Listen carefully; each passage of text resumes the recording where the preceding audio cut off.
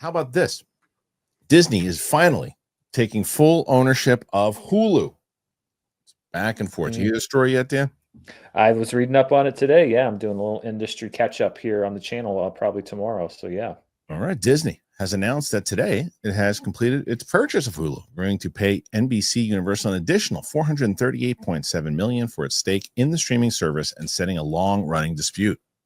Reuters reports that this gives Disney complete ownership of Hulu, clearing the way for a deeper integration of the service within the Disney Plus streaming service and this coming fall's ESPN SVOD offering, according to CEO Bob Iger in a statement.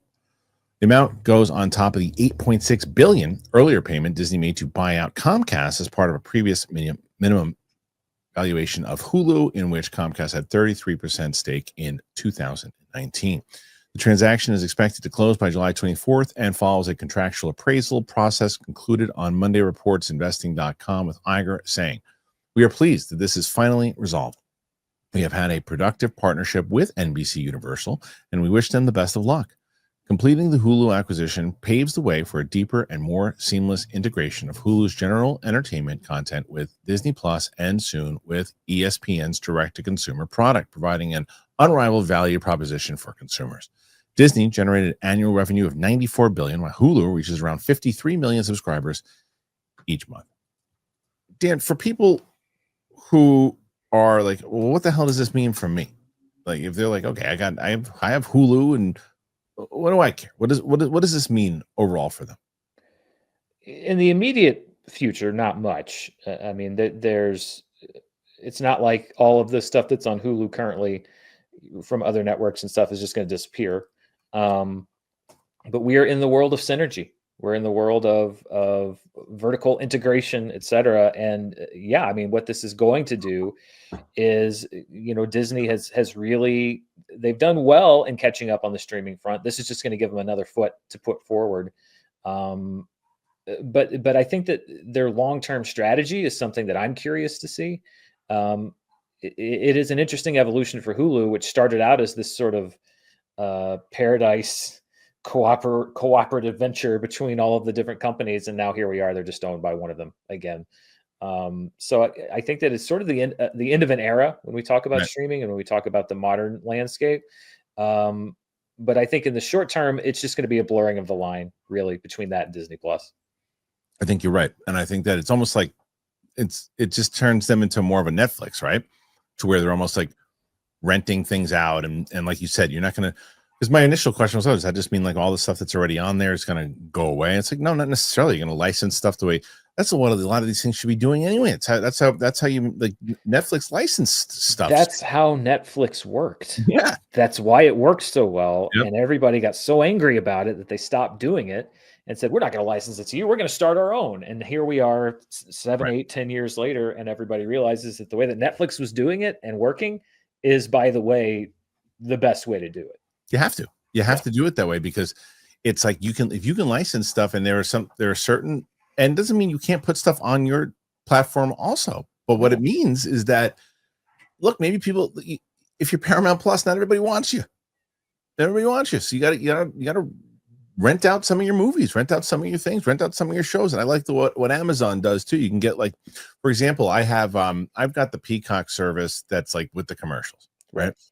So I was watching the John Wick movies, and I'm like, well, I don't want to watch. It's going to add another half an hour while I'm watching this right now, and I can't do that. Yeah. So I'm going to get it on Amazon for $3, and I rented it for Amazon for $3 to watch it. And it was like, now, is that a little bit of a waste of money? I don't know, maybe, but either way, I knew it was available there. Yeah, and I mean, they all have deals. Max has a deal with Netflix now. If you look, you'll notice that there will be movies that come out for a certain amount of time of exclusivity on Max, and then they'll show up on Netflix. I think Aquaman just hit it, and Beetlejuice, I think, may have just hit. I think NBC Universal has a deal with Amazon where it'll come out. It'll be exclusive on Peacock for a while, and then it'll go to Amazon Prime Video. Sony has a first look deal with Netflix. So all of Sony's movies go right to Netflix, first run streaming.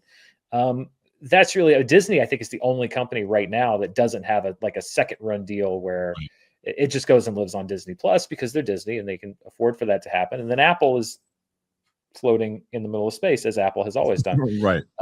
So yeah, this idea of Because Apple could buy everybody else if they wanted to.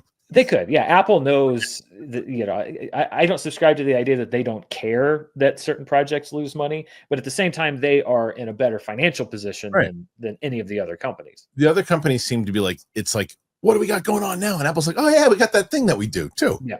And it's like, we make money on it? No, we lost money. And they're like, well, that's not good. Let's make some money on it. And what about that thing? Well, that's doing okay. Great. George Clooney wants to be in a movie. How much does he want? 20 million. All right. We just sold a whole bunch of stuff technology-wise. It's going to, for the next 20 years, that's going to be able to, we can make whatever we want. It's a hobby. It's a side hobby for them. Yeah, exactly. It's not that they don't care. It just doesn't matter as much to Apple. All right, guys, what are your thoughts on this? Hulu, does it matter that Disney finally owns it? Did you not care in the first place? Or do you think it's going to affect you down the line? And do you think that this is the way that most streaming companies should go? Put your thoughts in there. Let me know. Okay, it is great to have Turtle Beach back. And I've been talking about Turtle Beach. You guys have been raving about Turtle Beach, and why wouldn't you? The Stealth 700 headset that I got, it was so great. It just stood out to me. It was the sound, man. Like just playing that Indiana Jones game, as I've told you guys, you could just hear every little thing. I love it. And it's just, it locks me in. It's better than the other previous headsets I've had. I don't like being aware that there's other things going on around me. I like being locked into it and hearing every bit of the sound design and just comfortability, to be honest with you. I could wear them for hours. I did. It's almost like they're so comfortable in my head. I was like, oh, I didn't realize I have these things on. I love how precise the audio is. I just feel like I'm so locked into the game when I'm doing it. And it's like that feeling I get when I'm in the theater. I'm just in the world because of the sound. I love sound. You guys know that. The other thing that's great about it is the 80-hour battery. That's crazy. I mean, you don't even feel like you ever have to even charge it. The worst is you're playing something and then it just craps out on you. And you're like, oh no.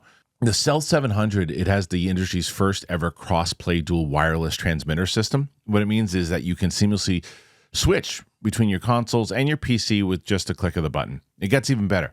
While being connected to your console, the Stealth 700 can connect with your phone for music streaming or taking calls at the same time. Listen to your favorite songs while gaming, and it's all done with the Stealth 700. And this is the easy part. You head to turtlebeach.com, use that code Kristian for 10% off your entire order. 10% off at turtlebeach.com with the promo code Kristian. But you're going to purchase it, and then they're going to say, hey, where'd you hear about us? You say, our show. You support our show, you tell them that we sent you, and get the ultimate immersive gaming experience with Turtle Beach today.